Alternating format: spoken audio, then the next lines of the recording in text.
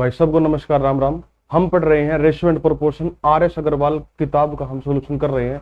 बहुत ही अच्छी किताब है और इस चैप्टर के 3 पार्ट ऑलरेडी आ चुके हैं, डिस्क्रिप्शन में लिंक है, और आर एस अग्रवाल के कंप्लीट सोल्यूशन का भी डिस्क्रिप्शन में लिंक है। अब करते हैं पार्ट नंबर 4 को शुरू और आज इस चैप्टर को खत्म कर देंगे। तो देखो भाई, क्वेश्चन नंबर 126 150 151 क्वेश्चन है इसके अंदर, हमने सारे क्वेश्चन कवर कर लिए हैं। क्वेश्चन नंबर 126 पर हम है, देखते हैं इस क्वेश्चन में क्या है। आपका काम है क्वेश्चन को देखकर वीडियो पॉज करो और फिर क्वेश्चन को सोल्व करने का प्रयत्न करेंगे।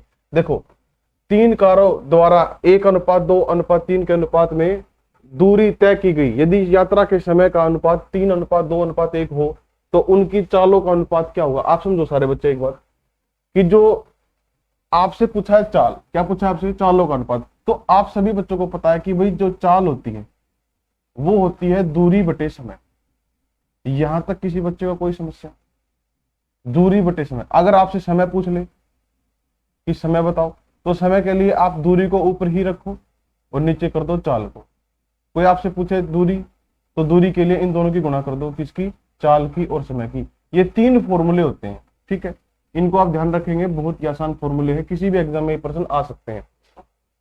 तो हम चाल के बारे में बात कर रहे हैं, तो चाल के बारे में बात कर रहे हैं, तो आप सारे बच्चे देखेंगे ध्यान से। 3 कारों द्वारा ये जो इस अनुपात में जो तय किया गया है, ये दूरी है। ये क्या है, ये दूरी तय की गई है। और समय, जो समय का जो अनुपात है वो ये है। उनकी चालों का अनुपात पूछा है, तो चाल क्या होगी, दूरी बटे समय। क्या होगी, दूरी बटे समय। तो 3 कार है, मैं कार मानता हूं, car number A, car number B, car number C, ये कार है। इनकी चाल का अनुपात क्या होगा, दूरी बटे समय। कार नंबर 1 की चाल कितनी थी, दूरी कितनी थी, 1 बटे में समय कितना लिया इसने, 3। Simple question. उसी प्रकार बी को ले लो, दूरी कितनी तय की, 2, समय कितना लिया, 2। सी ने दूरी कितनी तय की, 3, समय कितना लिया, 1। तो ये होगा रेशो, ये होगा इसका उत्तर 1/3 रेशो। ये कट जाएगा, आएगा 1, ये आएगा 1। 3 की दोनों में गुणा कर दो, ये 3 होगा, सॉरी यहाँ पर 3 की दोनों में गुणा कर दो, 1:3 एकम 3, 3 3 9, खत्म question. 1:3:9, option number B will be correct. Simple question है, ठीक है जी। अगले क्वेश्चन पर चलते हैं, क्वेश्चन नंबर 127। देखो, बहुत ही बेहतरीन क्वेश्चन, 1 नंबर का जहर क्वेश्चन। पेपर में आया तो तुम घबरा जाओगे, बिचड़ जाओगे कि इसको कैसे सोल्व करें, लेकिन बहुत आसान है एक्चुअल में। बताऊं आपको, जितने समय में एक खरगोश 5 छलांगे लगाता है, उतनी देर में एक कुत्ता 3 छलांगे लगाता है। अब यहाँ पर जो पहली लाइन है, इसको ध्यान से पढ़ो, आंसर इसी के अंदर ही है। यदि कुत्ते की 1 छलांग में तय की गई दूरी खरगोश की 3 छलांगों में लगाई गई दूरी के बराबर हो, तो कुत्ते व खरगोश की चालों का अनुपात क्या होगा। पेपर में बहुत बार आ लिया है क्वेश्चन, अर्जय बार भी आया है, मुद्दे मुंह लागू जाकर प्रश्न सोल्व कर नहीं पाते। अभी करते हैं सोल्व इसको। देखो, जितने समय में एक खरगोश 5 छलांगे लगाता है। अब एक खरगोश है भाई, 5 छलांग, मान लो खरगोश है, रैबिट है, हम मान लेते हैं उसकी 1 छलांग है आर, हम मान लेते हैं उसकी 1 छलांग है आर, तो वो लगाता है 5 छलांग, वो लगाता है 5 छलांग।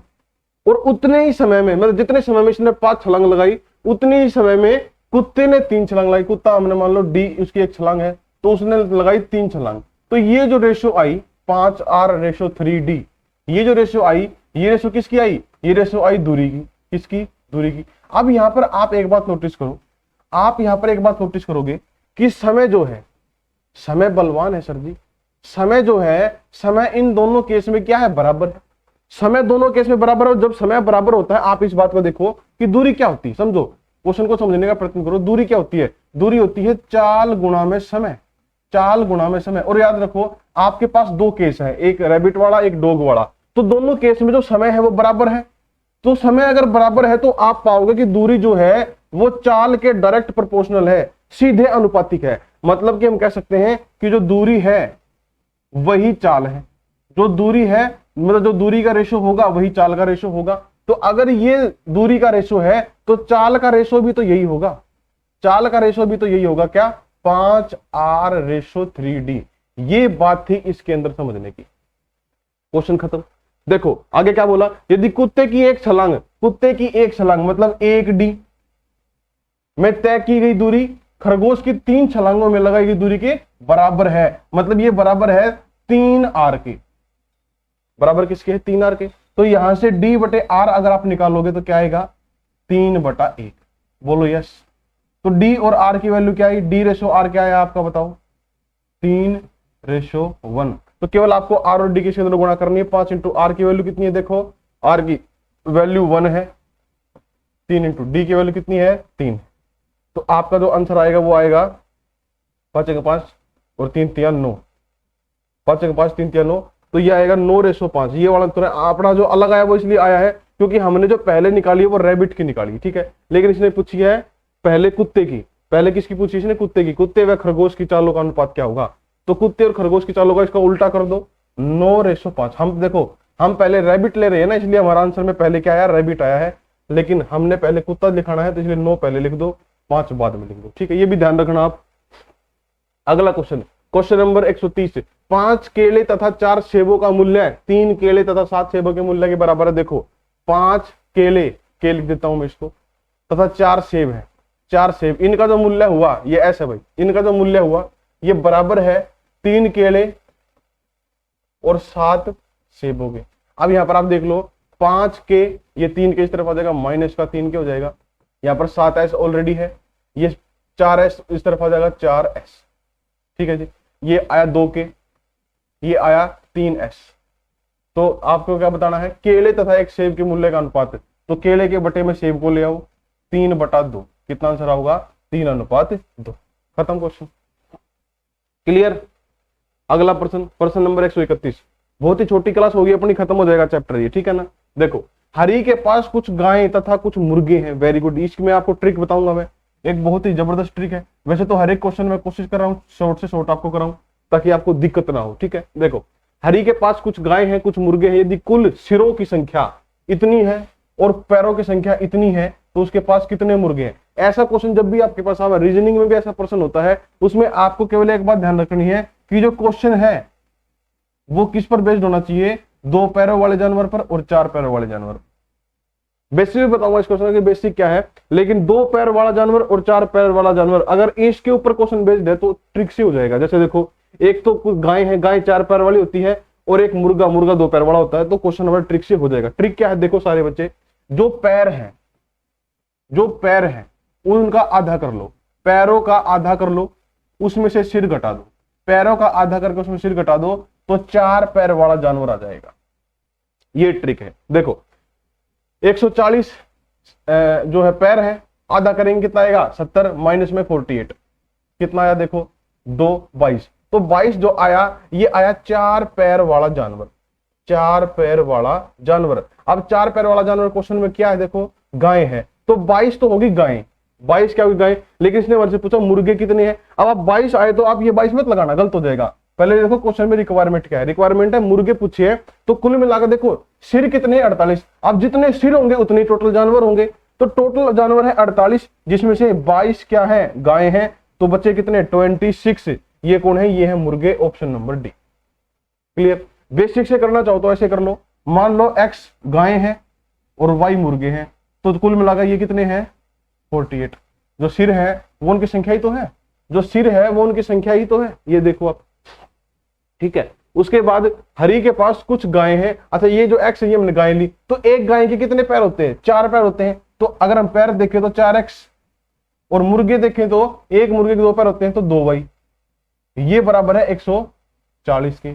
यहां से आपको x और y की वैल्यू निकालनी है, तब आपका उत्तर आएगा। एक तरीका ये होता है। तो ये तो बेसिक तरीका, ये तो बेसिक तरीका है, बिल्कुल सिंपल सा।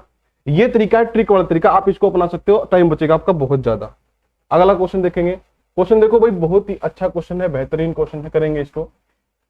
126 रुपए प्रति किलोग्राम, 135 रुपए प्रति किलोग्राम की 2 प्रकार की चाय को तीसरे प्रकार की चाय के साथ 1:1:2 के अनुपात में मिलाया गया, ठीक है। यदि इस प्रकार बने मिश्रण का मूल्य 153 प्रति किलोग्राम हो, मतलब समझो आप इस बात को कि 2 डाल की चाय है, एक 120 रुपए किलो है, एक 135 रुपए किलो है, और इन दोनों को एक तीसरे प्रकार की चाय में मिला गया। अब जो तीसरे प्रकार की जो चाय है उसका नहीं पता कि वो कितने रुपए किलो है, ठीक है, लेकिन अनुपात पता है कि भाई इसका अगर 1 किलो लिया है, इसका 1 किलो लिया है, तो जो नए तीसरे प्रकार की उसका 2 किलो लिया, ये इनका रेशो है, और इस अनुपात में मिलाया है। मिलाने के बाद जो मिश्रण तैयार हुआ वो इतने रुपए का था, इतने रुपए प्रति किलोग्राम था। तो तीसरे प्रकार की जो चाय है वो कितने रुपए किलो थी, जो बात नहीं दी वही पूछ ली। तो कैसे करोगे आप, ये देखो, जो पहले प्रकार की चाय है 126 रुपए किलो है, दूसरे प्रकार की जो चाय है 135 रुपए किलो है, और तीसरे प्रकार की चाय नहीं पता कितने रुपए किलो है, तो मान लो x रुपए किलो, हमने मान ली रुपए x किलो है, ठीक है जी। अब ये मान लो 1 किलो हमने मिलाई, मान लिया ये, क्योंकि 1:1:2 रेशो है, तो 1 किलो ये मिलाई, 1 किलो ये मिलाई और 2 किलो ये मिला दी, 1:1:1 में मिला दी। अब जैसे ही आप इसको मिलाओगे तो इनका आप ये देखो एवरेज कॉस्ट क्या आई, जैसे कि कुल मिला के आपने 4 किलो मटेरियल ले लिया, तो 1 किलो का 126 रुपए किलो, 1 किलो की कॉस्ट तो यही आएगी, यहां पर 1 किलो की कॉस्ट यही आएगी 135 रुपए, और यहां पर x रुपए किलो है तो 2 किलो की कॉस्ट क्या आएगी 2x, और ये कुल मिला के कितने किलो मटेरियल हो गया 2 3 4 किलो मटेरियल, तो ये आया इनकी एवरेज कॉस्ट जो कि बराबर है 153 रुपए। ये था पूरा का पूरा क्वेश्चन। अब कर लेते हैं इसको, देखो इनको हमें जोड़ना पड़ेगा, 6 5 1 5 6 2 261 प्लस 2x, जो 4 है ये उस तरफ जाके गुणा हो जाएगा, 4 3 12 का 2 का हासिल बचा 1, 4 5 20 और 1 21 का 1 का हासिल बचे 2, 4 1 4 और 2 6 612, ठीक है जी। अब यहां से आप देखोगे 2x बराबर आया 612 माइनस 261, घटाएंगे इसको कितना आएगा 1, 11 में से 6 गए 5 और 5 में से 2 गए 3, 351, तो 2x के बराबर 351, x की वैल्यू कितनी आएगी देखो 2 एकम 2, 2 सते 14, 2 पंजे 10 और 2 पंजे 10, 175.50, तो option number C will be correct. x जो हमने माना था वो कितना आया 175.5, मतलब कि option number C will be correct, ठीक है जी। आसान सा क्वेश्चन था, कर लिया होगा आपने। प्रश्न नंबर 133, ये भी बहुत आसान है, आराम से कर लोगे। किसी कारखाने में एक व्यक्ति द्वारा किए गए उत्पादन का 33 सही 1/3%, ये 33 सही 1/3 है, ये एक्चुअल में ऐसा है, देखो ऐसा ऐसा है, ये टाइपिंग में थोड़ा सा और डरा रहा है लेकिन ये न्यू है। दूसरे व्यक्ति द्वारा किए गए उत्पादन का 50% है, मतलब कि मान लो एक व्यक्ति ए है, इसका 33 से 1/3% और एक व्यक्ति बी है, इसका 50% बराबर है। अभी लिखेंगे हम, ठीक है। यदि दूसरा व्यक्ति प्रतिदिन 1500 पैच बनाता है, ये व्यक्ति जो 1500 पैच बना रहा है प्रतिदिन, तो पहला व्यक्ति प्रतिदिन कितने पैच बनाता है, देखो सारे बच्चे 33 सही 1/3% का मतलब क्या है, 33 सही 1/3% का मतलब क्या है सर जी, 33 3 99 99 और 100 100/3% है, बोलो यस। वैसे मैं इसको डायरेक्टली 1/3 लिख सकता हूं, लेकिन मैं आपको करके दिखा रहा हूं। और परसेंटेज को अगर मैं हटाऊं तो परसेंटेज की जगह पर मैं लिख सकता हूं 1/100, 100 से 100 कैंसिल, कितना आया 1/3। तो हम अल्टीमेटली कहेंगे कि भाई 33 से ही 1/3% जो है ये बराबर है 1/3 के। आपसे मैं कभी भी भविष्य में ये बात पूछूं कि ये प्रतिशत का फ्रैक्शन वैल्यू क्या है, तो आप कहोगे 1/3, 1/3। तो मैं कहूंगा कि भाई a का 1/3, भाई a का 33 से 1/3% का मतलब क्या है, a का 1/3। उसी प्रकार ये बराबर किसके, b के 50% उत्पादन के। अब उसी प्रकार 50% की वैल्यू देख लो, 50% की वैल्यू निकालोगे, 50/100 करोगे, गुणा में 1/100 करोगे तो 50 ही कटेगा, आएगा 1/2, हाफ। मतलब ये बराबर है b के 2 के। यहां से अगर हम इनकी रेशो निकाले तो a/b बराबर होगा 3/2 के। अब आप केवल इतनी सी बात देखो, यहां से केवल आप एक बात नोटिस करो कि जो दूसरा व्यक्ति है उसने 1500 पैच बनाए, रेशो के हिसाब से वो 2 पैच बना रहा है, एक्चुअल में उसने बनाए हैं 1500 पैच, तो कितने गुना है देखो 750 गुना है ना, 14 और 15, ठीक है। तो ये भी कितने गुना होंगे, 750 गुना होंगे, बोलो यस, कर लो गुणा। 5 3 15 का 5 का हासिल बचा है 21 और 1 22, 2250 पैच बनाता है भाई, option number D, option number D will be correct. Okay report, अगले क्वेश्चन पर बढ़ जाते हैं, क्वेश्चन नंबर 135 है। बीच में आपको एक आधे क्वेश्चन मिसिंग दिखेंगे जो मैंने नहीं कराए, वो ऐसे क्वेश्चन है या तो बहुत ज्यादा आसान है या फिर बिल्कुल ही इररेलेवेंट क्वेश्चन है जो अपने हिसाब के है ही नहीं, तो वो मैंने छोड़ दिए हैं। जो मोस्ट इंपोर्टेंट है अपने लिए वो मैंने कराए, ठीक है जी। दो संख्याओं का अंतर उनके योगफल का 45% है। देखो दो संख्याओं का अंतर, अब मैं मान लेता हूं एक संख्या x है बड़ी वाली, एक y है ये छोटी वाली, ये बड़ी है ये छोटी है, ठीक है। दो संख्या देखो बड़ी छोटी मैंने क्यों कहा, क्योंकि अंतर की बात है। जब अंतर की बात आती है तो आप एग्जैक्ट अंतर तब निकाल पाओगे जब बड़ी में से छोटी को घटाओ, ठीक है ना, क्योंकि अंतर के अंदर नेगेटिव नहीं आना चाहिए, अंतर के अंदर पॉजिटिव ही चीजें आनी चाहिए। तो बड़ी में से छोटी घटाओगे तो भी पॉजिटिव आएगा, इसलिए मैंने x को बड़ा कहा और y को छोटा कहा, ठीक है। दो संख्याओं का अंतर उनके योगफल का 45% है। बड़ी संख्या तथा छोटी संख्या का अनुपात क्या होगा, देखो ये तो हो गया इनका अंतर, बड़ी माइनस छोटी, ये अंतर, और ये हो गया इनका योग x प्लस y, कोई दिक्कत इसमें। ये कह रहा है इनका योगफल, अंतर योगफल का 45% है, मतलब अंतर जो है योगफल का 45%, योगफल का 45%, 45/100 है, मतलब ये इस प्रकार बराबर है। क्लियर? ठीक है जी। 5 नीम 45, यहां पर आया 20, और ये 20 इस तरफ आके गुणा हो जाएगा, तो 20 की गुणा करोगे तो ये आएगा 20x माइनस 20y, 9 के अंदर गुणा हो जाएगी 9x प्लस 9y। यहां पर 20x लिख लो, इस 9x को इस तरफ ले आओ, यहां पर 9y है ऑलरेडी, इस माइनस 20y को इस तरफ जाएगा तो हो जाएगा प्लस 20y। ये आया अपना 11x, ये आया 29y। आपसे पूछा है बड़ी संख्या और छोटी संख्या का अनुपात, मतलब x रेशो y आपसे पूछा है। ठीक है, तो यहां से देखो x के बटे में y को ले आओ, यहां पर आएगा 29 बटे में 11, तो x रेशो y क्या होगा? x रेशो y होगा 29 रेशो 11। कोई दिक्कत इसमें? Option number D. क्लियर? अगले क्वेश्चन पर बढ़ जाते हैं। क्वेश्चन नंबर 137 से, दो संख्याएं 3:4 के अनुपात में है, इनके लघुत्तम स्वपर्तक तथा महत्तम स्वपर्तक का गुणनफल इतना है, इन संख्याओं का योगफल कितना होगा? क्वेश्चन को पढ़ते ही एक दिमाग में एक बात आई, और बात क्या थी कि एक फॉर्मूला है सिंपल सा, जो हमने HCF LCM चैप्टर मैंने पढ़ा दिया शायद आपको, उसके अंदर मैंने आपको एक बात सिखाई थी कि पहली संख्या गुणा दूसरी संख्या बराबर होती है HCF गुणा LCM के। ये बात मैं आपको बता चुका हूं। ये बात जिस बच्चे को ध्यान होगी वो इस प्रश्न को आराम से कर लेगा। अब देखो, संख्याओं का अनुपात है 3:4। ठीक है, अगर मैं संख्या मानूं तो 3x और 4x कहलाएंगी, ये होगी दोनों संख्याएं। बोलो यस। और आपको दे रखा है इनका गुणनफल, देखो संख्याओं का गुणनफल, संख्या नंबर 1 संख्या नंबर 2 दोनों का गुणनफल क्या होगा? 3x गुणा में 4x बराबर HCF LCM, और HCF LCM का गुणनफल तो पहले दे रखा है 2028, 4 × 12 x² बराबर 20 28। इसको काटो आप, 12 × 12 8, 12 × 6 72, 10 12 9 108। x² की वैल्यू आई 169, और 169 होता है 13 का वर्ग, है ना? तो x की वैल्यू कितनी आई? 13। यहां तक कोई दिक्कत किसी बच्चे को? x की वैल्यू कितनी आई? 13 आई। इन संख्याओं का योगफल कितना है? संख्याओं का योगफल क्या होगा? 7x, तो 7 गुणा में x की वैल्यू 13, 13 7 91, ऑप्शन नंबर डी। खत्म क्वेश्चन। इतनी स्पीड से करना सीखो तुम भी क्वेश्चन को। ठीक है जी। अगला क्वेश्चन, क्वेश्चन नंबर 140 करेंगे। देखो, वेरी वेरी गुड क्वेश्चन, 3 पात्र, इंपॉर्टेंट क्वेश्चन है भाई, और मैं आपके एग्जाम में ऐसा प्रश्न आज का देख लियो ध्यान पे।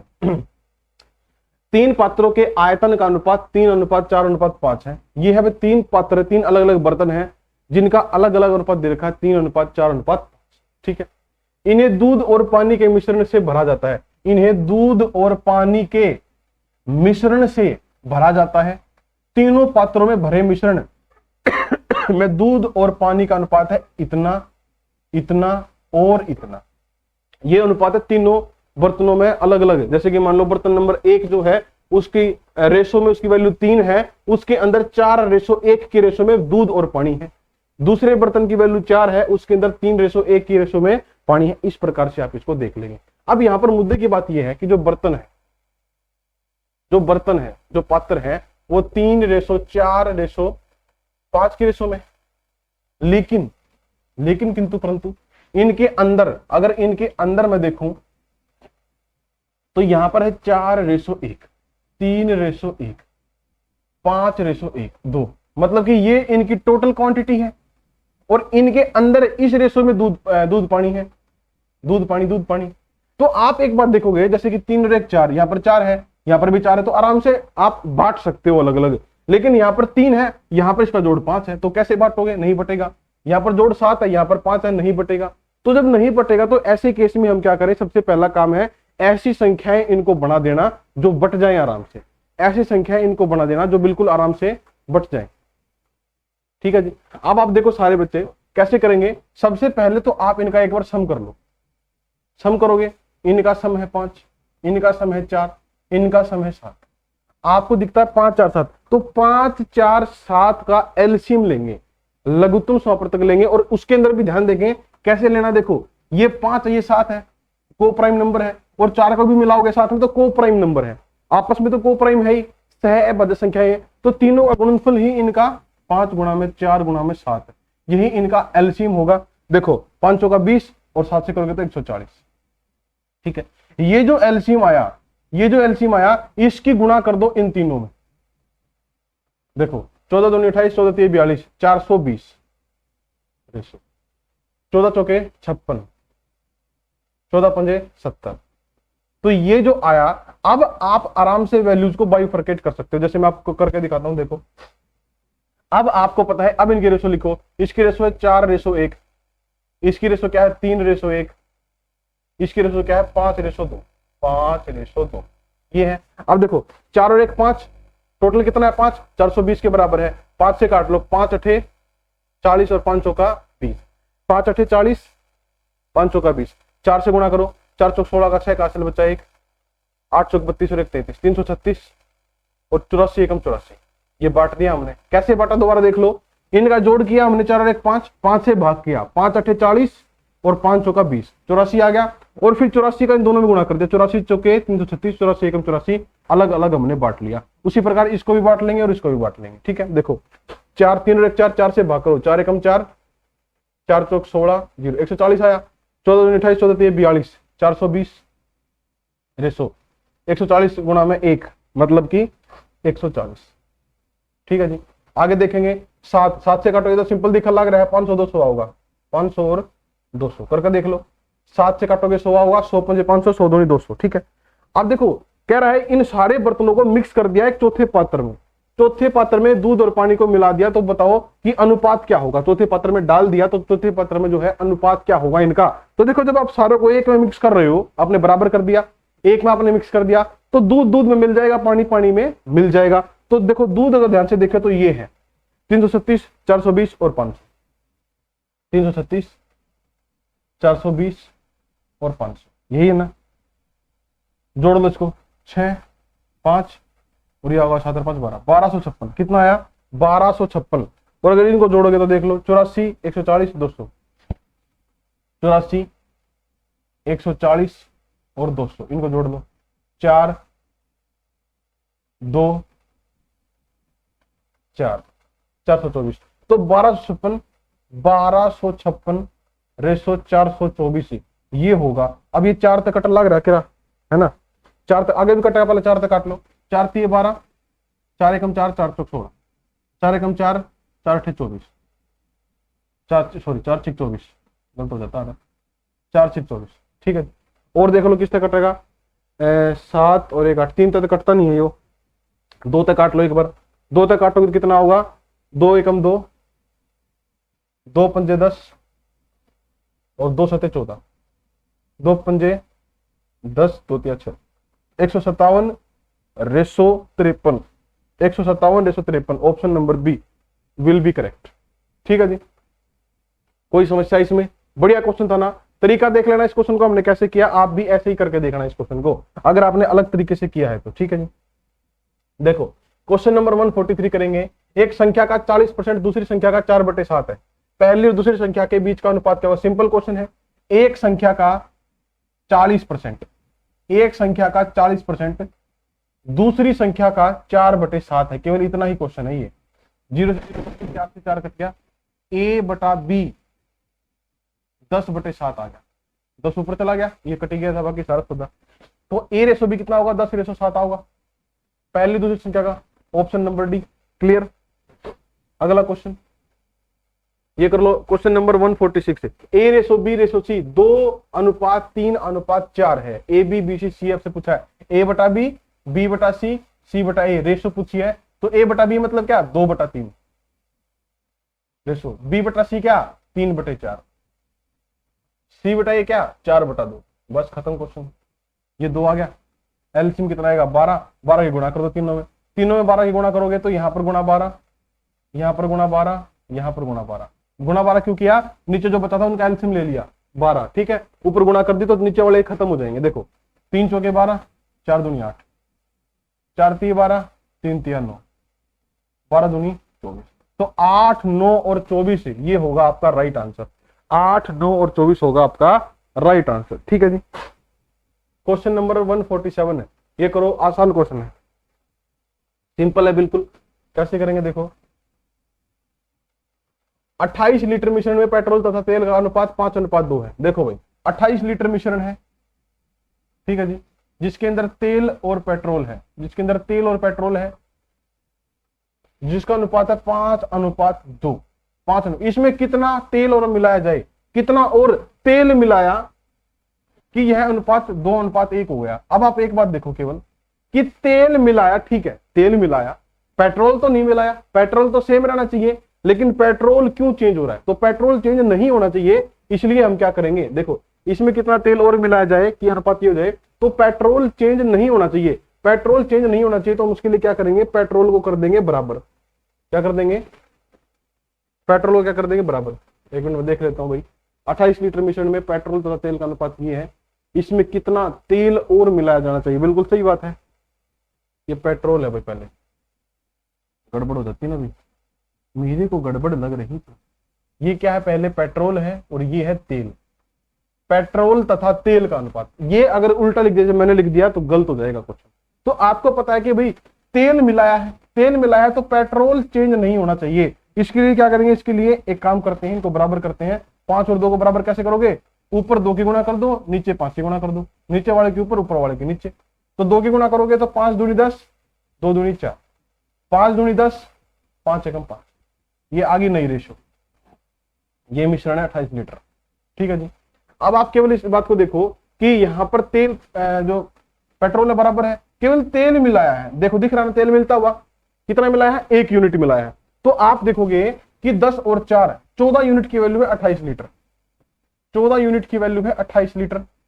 आप मुझको बताइए 1 यूनिट की वैल्यू, तो 1 की वैल्यू 14 दूनी 28, मतलब कि 2 लीटर होगी 1 यूनिट की value. Option number B. Clear? Ratio के साथ खेलना आपको आना चाहिए। क्वेश्चन नंबर 148 करेंगे। 1 रुपये 50 पैसे और 25। वेरी वेरी गुड क्वेश्चन भाई, इंपॉर्टेंट है, सारे बच्चे इसको देखेंगे ध्यान से।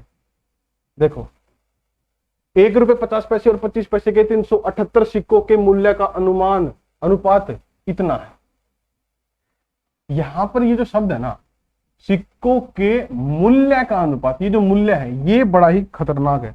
बच्चे यहां पर अक्सर गलती करते हैं। मूल्य, देखो संख्याओं का अनुपात, सिक्कों की संख्याओं का अनुपात एक अलग चीज है, सिक्कों के मूल्य का अनुपात एक अलग चीज। देखो संख्या तो आपसे पूछी है, मूल्य दिया है आपको, मूल्य का। देखो मूल्य क्या होता है, पहले आप इस बात को समझो। मूल्य क्या होता है? मैं कहता हूं मेरे पास 1-1 रुपए के 20 सिक्के, मैं कहता हूं मेरे पास 1-1 रुपए के 20 सिक्के हैं, तो 20 गुणा में 1 बराबर 20 रुपए, ये होता है मूल्य। ये क्या होता है? ये होता है मूल्य, ये होता है मूल्य, ठीक है जी। अब ये अगर मूल्य है तो आप इस बात को पकड़ो, मैं कहूं कि भाई मेरे पास 50 पैसे की, मेरे पास 50 पैसे के, मेरे पास 50 पैसे के 20 सिक्के हैं और मेरे को रुपए में निकालना है। मान लो जो मूल्य है रुपए में निकलेगा, तो 20 सिक्कों के लिए, 20 सिक्कों के लिए, अब एक सिक्का 50 पैसे का है, लेकिन मेरे को रुपए में वैल्यू निकालनी है, तो इसको रुपए में चेंज करेंगे। 50 पैसे का मतलब 1/2 रुपया, आधा रुपया, तो गुणा में करेंगे 1/2, मतलब कि कुल मिलाकर मेरे पास आएंगे 10 रुपए, क्योंकि एक सिक्का 50 पैसे का है, 10 रुपए आएंगे। तो उल्टी बात करनी है हमने, हमारे को वैल्यू दे रखी है और हमें सिक्कों पर आना है। हमारे को वैल्यू दे रखी है, हमें बताने हैं कि सिक्के कितने हैं। तो अगर आपने 1/2 से भाग किया, तो आप इसमें 2 से गुणा कर दो, क्या जाएंगे? सिक्के आ जाएंगे। केवल इतना सा कंसेप्ट है। तो आप देखोगे यहां पर कि भाई 1 रुपये 50 पैसे और 25 पैसे के 378 सिक्के हैं, कुल मिलाकर ये उनका अनुपात है, ये उनकी वैल्यू का अनुपात है। 13, 11 और 7 मूल्य है, उनका वैल्यू है ये। तो हम इसको x में ले लेते हैं, 13x, 11x और 7x, ठीक है जी। अब यहां पर आप देखोगे कि भाई अगर हम देखें कि टोटल नंबर ऑफ सिक्के कितने बने होंगे, मैंने क्या बताया था, जिससे आप भाग करें उसी से गुणा कर दो, आपका आंसर आ जाएगा। जैसे कि मान लो ये है 13x, मतलब कि 1-1 रुपए के हैं, तो इसमें आप सोचो कि 1 रुपए से गुणा कर दी गई होगी, 1 रुपए से गुणा कर दी, और 1 रुपए से गुणा करो चाहे भाग करो, कोई फर्क नहीं पड़ता। तो आप कहोगे सर जी 13x गुणा में 1, ये आ गया 1 रुपए के सिक्के प्लस में। ये जो 11x है ये है 50 पैसे के सिक्के। तो 50 पैसे के सिक्कों से वैल्यू बनाने के लिए, सिक्कों से वैल्यू बनाने के लिए 1/2 से गुणा की गई होगी, तो अब आप 2 से गुणा कर दो, मतलब कि यहां पर आप कर दोगे 11x गुणा में 2, तो ये आ जाएंगे आपके सिक्के। क्योंकि 1 रुपए में 2 सिक्के होते हैं 50 पैसे के, तो 11x रुपए में 2 के गुणा कर दो, सिक्के आ गए, सीधी सी बात है, प्लस 7x। उसी प्रकार 7x में आप किसी गुणा करोगे 4 की, क्यों? क्योंकि यहां पर 25 पैसे का सिक्का है ये, तो 25 पैसे का सिक्का है, तो 1 रुपए में कितने सिक्के होते हैं 25 पैसे के? 4 सिक्के होते हैं, तो 4 से गुणा कर दो, ये आगे सिक्के। और ये सारा सौदा बराबर है किसके? टोटल सिक्के कितने हैं? 378। खत्म क्वेश्चन। देखो 13x प्लस 22x प्लस 7 चौक 28x बराबर 378। अब देखो ये तो क्या थी? ये तो वैल्यूज थी केवल, लेकिन ये जो आई है 13x 22x 28x, ये है नंबर ऑफ सिक्के कि सिक्के कितने हैं। ठीक है जी। अब यहां पर आप इनका टोटल कर लो, ये आएगा आपका 30 20 50 63 63x बराबर आया 378 के। x से काटोगे इसको तो ये कटेगा 6 पे, तो कुल मिलाकर आप कह सकते हो कि 6, x की वैल्यू क्या आई? 6। आपसे पूछा सिक्कों की संख्या, 50 पैसे वाले सिक्कों की संख्या, 50 पैसे वाले सिक्कों की संख्या ये है, देखो ये है 50 पैसे वाले सिक्कों की संख्या 22x, तो 22 गुणा में x मतलब के 6, 6 दूनी 12 का 2 का हासिल बचा 1, 12 और 1 13, 132 होगा आपका राइट आंसर, मतलब कि 132 सिक्के थे 50 पैसे के। Clear question? महत्वपूर्ण था। अगला एक और प्रश्न इसी प्रकार का, लेकिन इसके अंदर आप ये देखो कि किस प्रकार क्वेश्चन को रिप्रेजेंट किया गया है। देखो 149 क्वेश्चन है, एक थैली में 1 रुपए 50 पैसे और 25 पैसे के सिक्के हैं। Very good. 50 पैसे के सिक्कों की संख्या, 50 पैसे के सिक्कों की संख्या 25 पैसे के सिक्कों की संख्या से दुगनी तथा 1 रुपए के सिक्कों की संख्या से 4 गुनी है। देखो ये 1 रुपए के सिक्के, ये 50 पैसे के सिक्के, ये 25 पैसे के सिक्के, तीनों लिख लो, पहले लिख लिए। अब देखो सारे बच्चे, 50 पैसे के सिक्के जो हैं उनकी जो संख्या है 25 पैसे के सिक्कों की संख्या से दुगनी है और 1 रुपए के सिक्कों की संख्या से 4 गुनी है। मतलब 1 रुपए के सिक्का अगर 1 है तो 50 पैसे के सिक्के 4 है, क्योंकि 4 गुनी है इससे, और 50 पैसे के सिक्के 25 पैसे के सिक्कों की संख्या से दुगनी है, मतलब कि इनकी संख्या होगी 2, ये 2 होगी, तभी तो इनकी दुगनी 4 है, ये इसकी 4 गुनी है। समझ गए पूरी बात? क्लियर? अब यहां से आप देखो, अगर मैं x ले लूं इनके साथ में तो ये आएगा x, ये 4x, ये 2x। x ले लिया करो ऐसे प्रश्नों में ताकि दिक्कत ना हो। x समझते हो ना, हाईएस्ट कॉमन फैक्टर मैंने साथ में ले लिया। इन सिक्कों का कुल मूल्य 56 रुपए है। इन सिक्कों का कुल मूल्य, अब देखो आपको क्वेश्चन समझना पड़ेगा कि क्वेश्चन में दिया क्या है। आपको दिए थे पिछले क्वेश्चन में टोटल नंबर ऑफ सिक्के कि सिक्के कितने हैं, तो हमने सिक्के लिखाड़े, सारे के सारे सिक्के लिखाड़े, बराबर पुट के आंसर आया। इस क्वेश्चन में हमारे को दिया है कि कुल मूल्य दे रखा है। अब की बार आपको कुल वैल्यू, जितनी वैल्यू बन सकती है सारी की सारी वैल्यू दे दी, तो आपको बतानी वैल्यू कितनी है, और 50 देखो वैल्यू दे दी और पूछी क्या 50 पैसे के सिक्कों की संख्या कितनी है। तो अगर आपको वैल्यू दी है तो आप वैल्यू में क्वेश्चन को चलाओ। कैसे चलाओगे? देखो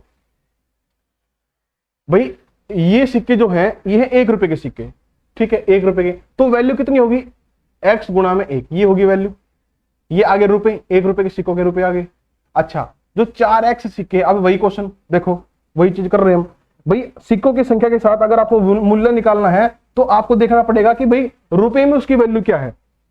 जैसे कि ये सिक्का 50 पैसे का है, हम रुपए में वैल्यू निकाल रहे हैं, तो एक सिक्के की वैल्यू है 1/2 रुपया, तो गुणा में 1/2 करना पड़ेगा, प्लस में यहां पर कितना है 2x। 25 पैसे का मतलब क्या है 1/4 रुपया, और ये सारा बराबर किसके आएगा? किसके आएगा? 56 के। 56 के सोल्व करना पड़ेगा। ये आया आपका x, ये आया आपका 2x, और ये आया आपका ये 2, x/2 बराबर किसके? 56 के। सोल्व करना पड़ेगा। 2 का एलसीएम लेंगे तो 2 आड़े नीचे आ जाएगा, ये आएगा 2x, ये 2x, ये 2 दूनी 4x, और यहां पर खाली x बराबर 56। ये आया आपका 2, अच्छा 7x, 7x/2, 7x/2 बराबर 56। 7 8 56, x की वैल्यू 2 से गुणा कर दो 16, तो x की वैल्यू कितनी आई? 16। x की वैल्यू 16 आई, मतलब के 50 पैसे के सिक्के आपसे पूछे हैं। अब 16 देखते ही आंसर मत लगाया करो, गलत हो जाएगा। आपसे पूछिए 50 पैसे के सिक्के कितने हैं? 50 पैसे के सिक्के कितने हैं? 4x हैं, तो 4x की वैल्यू निकालनी है, तो 4 गुणा में 16, 16 चौके 64 सिक्के हैं। कितने सिक्के हैं? 64 सिक्के हैं, ये देख लेना। ठीक है जी। आज की क्लास का आखिरी प्रश्न, वेरी वेरी गुड। देखो 150 नंबर क्वेश्चन है, ए तथा बी के वेतन का अनुपात है 8:9। ये क्वेश्चन वैसे बिना देखे ही सोल्व हो सकता है, क्वेश्चन को आप ध्यान से देखोगे तो 8:9 है। वेतन का अनुपात दे रखा है आपको, यदि ए के वेतन में इतनी वृद्धि कर दी जाए और बी के वेतन में इतनी वृद्धि कर दी जाए, इतनी कमी कर दी जाए, तो इनके वेतन का अनुपात ये हो जाता है। इनके वेतन का जो अनुपात है वो ये हो जाता है। तो ए का वेतन क्या होगा? अब देखो सारे बच्चे, मैं आपसे केवल ये पूछता हूं, रियल वैल्यू, एक टर्म में बोलता हूं मैं सबको, रियल वैल्यू। जब तक किसी क्वेश्चन में रियल वैल्यू ना दी गई हो, आप क्वेश्चन को सोल्व नहीं कर सकते। जैसे कि यही क्वेश्चन ले लो आप, इसके अंदर 1 रुपया 50 पैसे 25 पैसे, ये तो रेट था उन सिक्कों का, ये रेट है उन सिक्कों का, और ये उनकी रेशो थी, ये उनकी रेशो थी सिक्कों की। लेकिन सोचो अगर आपको क्वेश्चन के अंदर ये 56 ना दिया गया होता, अगर मैं कहता कि ये 56 नहीं है क्वेश्चन में, तो इस क्वेश्चन को सोल्व करना इम्पॉसिबल है, क्योंकि रियल वैल्यू तो होनी चाहिए ना कहीं बढ़ाने के लिए, तो कोई चीज कंपेयर करने के लिए तो कोई चीज होनी चाहिए ना। अब कंपेयर करने के लिए आपके पास कुछ भी नहीं है, तो क्वेश्चन घूमता रहेगा, सोल्व नहीं होगा। अब यहां पर आप एक बात देखो, इस क्वेश्चन में ए और बी का अनुपात दे दिया 8:9, रियल वैल्यू नहीं है कोई भी। ए के वेतन में 50% की वृद्धि, अब वेतन हमें पता नहीं है कितना है, तो 50% की वृद्धि, रियल वैल्यू नहीं है। बी के वेतन में 25% की कमी, रियल वैल्यू नहीं है। इसके बाद इनका वेतन का अनुपात ये हो गया, रियल वैल्यू नहीं है। ए का वेतन क्या होगा? इनमें से कोई आंसर हो सकता है क्या? कभी नहीं हो सकता, क्योंकि जब तक रियल वैल्यू ना हो आंसर पॉसिबल ही नहीं है। तो क्या आंसर देंगे? ऑप्शन नंबर डी, ज्ञात नहीं किया जा सकता, ज्ञात नहीं किया जा सकता। Simple question. और वैसे अगर करना चाहो तो आप इसको ऐसे कर सकते हो कि ए और बी की जो 8:9 के अनुपात में है ना, तो 8x और 9x हम मान लो इनका वेतन फिलहाल है। ए का 50% बढ़ा दिया तो इसका कर दो 150/100, ठीक है। बी का 25% कम कर दिया, इसका कर दो 75/100, इसको बराबर कर दो 16/9 पे, क्योंकि इतना अनुपात हो गया ना। इसको अगर सोल्व करो ये दोनों, अब यहां से आप क्या वैल्यू निकालोगे? देखो x से x कट जाएगा, 100 से 100 कट जाएगा, 25 3 75, 25 6 का 150, बल्कि 2 पे कट गया, 2 पे कट गया। ये आया ऊपर 16, नीचे 9, बराबर 16/9। अब यहां पर केवल एक बात देखो, आप केवल एक बात देखो कि 16/9 बराबर 16/9, आंसर क्या आया? कुछ भी नहीं आया। तो कहने का मतलब ये कि आप इसके अंदर कुछ भी नहीं निकाल पाओगे। तो इनमें से क्या कहेंगे भी ज्ञात नहीं किया जा सकता। तो ये थी अपनी आज की क्लास। कैसी लगी बताओ? मजा आया तुम्हें? अच्छा लगा? पढ़ा पढ़ा फील हुआ तुम्हें? बताओ जरा। ठीक है जी, तो ये थी आज की क्लास। मैं उम्मीद करता हूं आपको पसंद आई होगी। कल एक नया चैप्टर हम शुरू करेंगे। आप कमेंट डाउन कर सकते हो नए चैप्टर के लिए कि कौन सा चैप्टर नया करवाना है शुरू आपने, अन्यथा मैंने तो करना ही करना है कल नया चैप्टर शुरू। ठीक है जी, तो फिर मिलते हैं नए चैप्टर के साथ। तब तक के लिए धन्यवाद, बाय बाय।